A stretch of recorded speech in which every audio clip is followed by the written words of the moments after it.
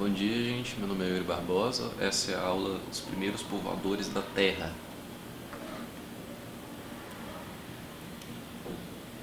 Para a gente começar aí, a gente tem essa imagem, né, do Piteco e Horácio. Ela não poderia ter acontecido, né, gente? Por quê?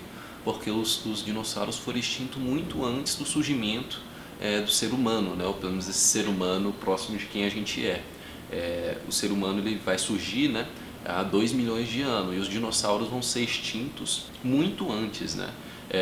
Quase 70 milhões de anos antes, ou seja, dinossauros e seres humanos não sobreviveram durante o mesmo período histórico, não conviveram junto, tá? A extinção dos dinossauros, né, teria se dado pelo meteoro que caiu na região chamada como Yucatán, lá no México, né? E os estudos vão apontar que esse meteoro ele gerou um tsunami, né? E junto desse tsunami também, né, teve uma série de elementos, né, da Terra que vão subir ao ar, dentre eles o enxofre. E essa nuvem de poeira, né, e de substâncias, ela vai fazer com que a vegetação mude, né? Com a morte dessa vegetação, os animais herbívoros vão morrer, e em seguida os carnívoros, né, que também não vão ter seu alimento. Então a gente vai ter aí uma mudança na vegetação do planeta, e com essa mudança na vegetação dos animais do planeta, a gente vai ter a ascensão dos mamíferos, tá? No caso do Brasil, a gente tem aí o sexteto de Santa Maria, né, que são os dinossauros que estariam aqui no Brasil durante esse período dos dinossauros, né? As datações são de 230 milhões de anos aí, e a gente tem algumas espécies de dinossauros que teriam vivido no Brasil. Então a gente tem essa representação da FAPESP aí, que é bem legal. E aí a gente tem aí no Rio Grande do Sul, no Triássico Superior, a gente tem aí 2 dinossauros, Bagalossauros agudoensis, um rinoceronte ancestral dos mamíferos, 4 rinocerontes de outro tipo ali e um ricossauro, né, um réptil herbívoro aí. Então a gente tem alguns animais aí que representariam, né, esses dinossauros, né? Lembrando, durante esse período não existiam seres humanos, tá, gente? Esses seriam os animais que estariam aqui no Brasil, mas não existiria ser humano, né? Seguindo aí, né, a gente tem que saber sobre as teorias de origem da humanidade, tá, gente? A primeira teoria, né, que tem duas aí, né, que vão guiar o nosso estudo, é o criacionismo. O criacionismo ele é de base religiosa, é aquela ideia de que o ser humano ele foi criado por um Deus criador, tá? Então é aquela coisa da Bíblia como guia. A gente tem a representação clássica aí, né, da criação do homem feita pelo Michelangelo na Capela Sistina. E a segunda teoria é o evolucionismo, que é de base científica. Esse, né, a gente vai ter como principal teórico Charles Darwin, que vocês costumam estudar lá nas aulas de biologia, ciências naturais.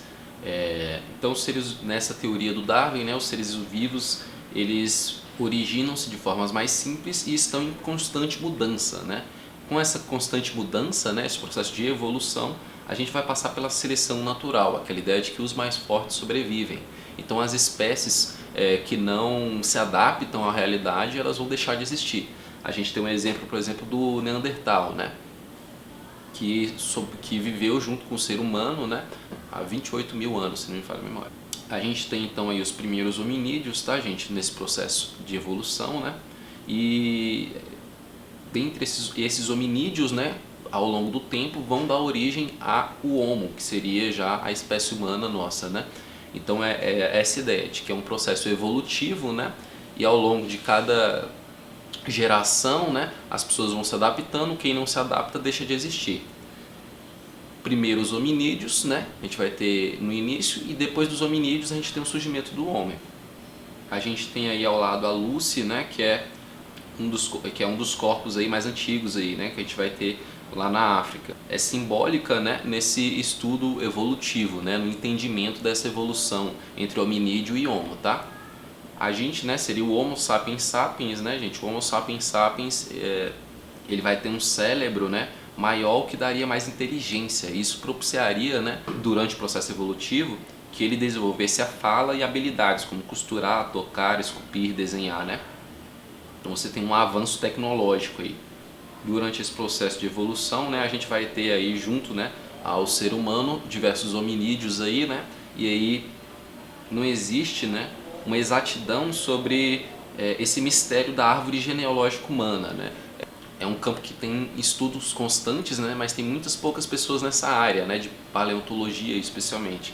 Então é um campo que ainda tem muito a ser estudado, tá, gente? Que ainda tem muitas teorias a serem formuladas, né, para responder as perguntas que estão sendo feitas. A gente tem aí o Neandertal, né, gente, que é desses hominídeos aí que entrou em extinção, tá, gente? E que viveu junto com o ser humano, é a esquerda, uma representação de um Neandertal. A pré-história, então, ela vai ser dividida em dois períodos aí. O primeiro é o Paleolítico. Paleolítico por quê? Paleo vai lembrar, né, lá do grego a ideia de velho. E lítico, pedra. Então é a pedra velha, esse primeiro período. A ideia de pedra lascada, né? De você começar a utilizar a pedra como instrumento, tanto de caça quanto para, por exemplo, o corte da carne. Então, no Paleolítico, a gente vai ter os caçadores e coletores, que vão ser povos nômades, ou seja, que eles estão constantemente mudando.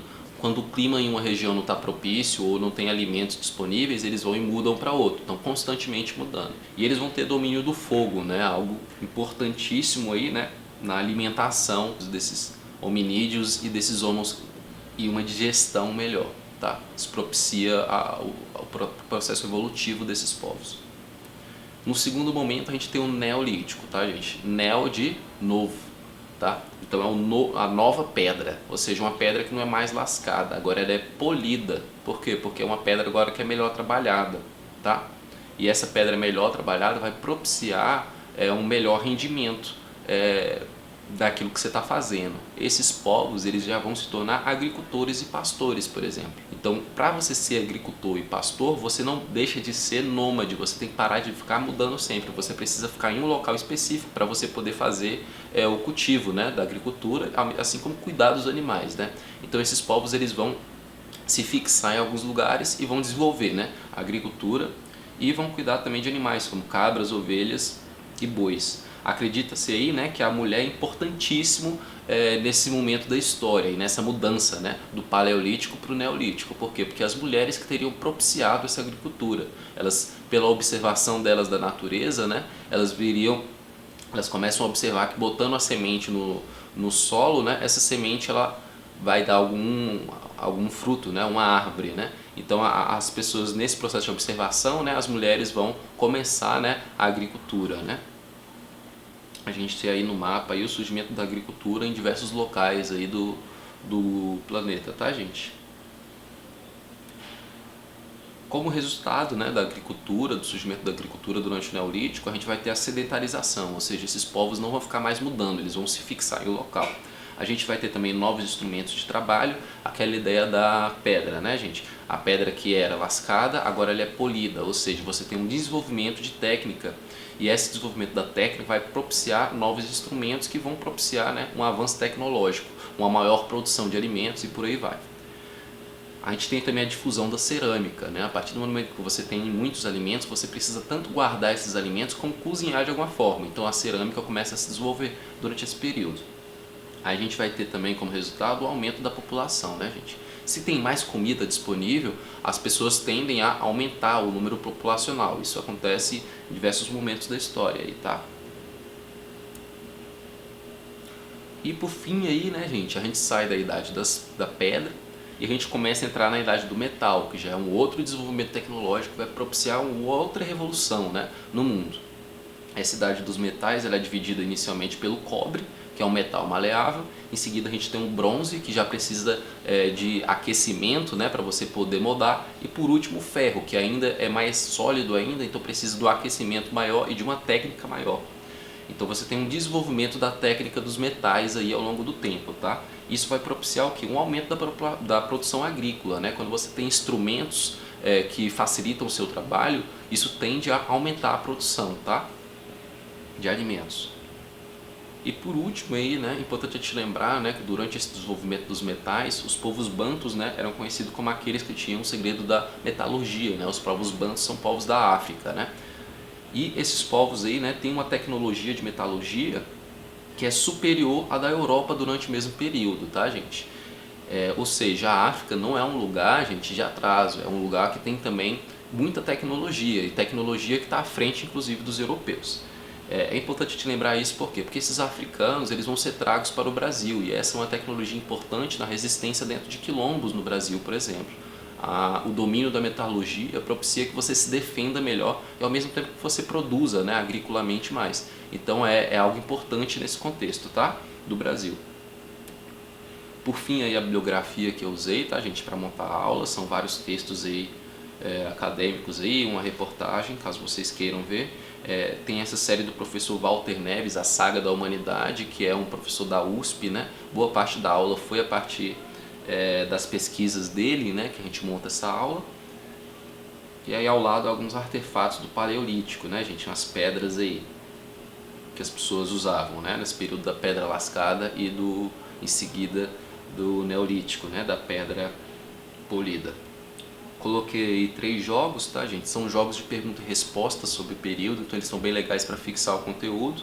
Coloquei aí também diversos produtos audiovisuais aí. Tem um vídeo sobre os dinossauros do Rio Grande do Sul, e aí vai falar, né, sobre esses dinossauros, e é bem legal porque tem várias artes, tal, dá para vocês verem lá. E tem um museu aí de pré-história. Botei alguns documentários aí, que são documentários disponíveis no YouTube, bem legais sobre esses temas também. Tem uma aula sobre a agricultura, esse desenvolvimento da agricultura aí também. Botei 2 desenhos, tá, gente? Um falando sobre a teoria evolucionista e outro falando sobre a teoria criacionista, né? Então tem 2 explicações aí por meio de desenho. Era uma vez o homem, que vai falar dos homens das cavernas, e a partir do criacionismo, né, a gente tem a criação do mundo, que é um desenho bíblico que vai falar essa coisa lá do livro Gênesis, né, de como o mundo foi criado a partir do Deus Criador. Botei também alguns filmes aí, né, dentre eles Os Crudes, A Guerra do Fogo, 10.000 a.C., que vão trabalhar esse período da pedra aí, e Criação, que vai trabalhar a história do Charles Darwin, as pesquisas dele. Botei também um monte de museus aí, todos esses museus têm acervos arqueológicos, então vocês podem entrar para estar visitando, tá, gente? E complementar aí o estudo. E por fim é isso, gente. Botei aí duas artes aí, né, ao lado da Luzia, que foi achada lá em Minas Gerais, representando essa ideia do evolucionismo, e à direita uma imagem de Adão e Eva, representando o criacionismo, as 2 teorias que eu apresentei ao longo dessa aula, tá? Espero que o conteúdo tenha ficado claro. Valeu!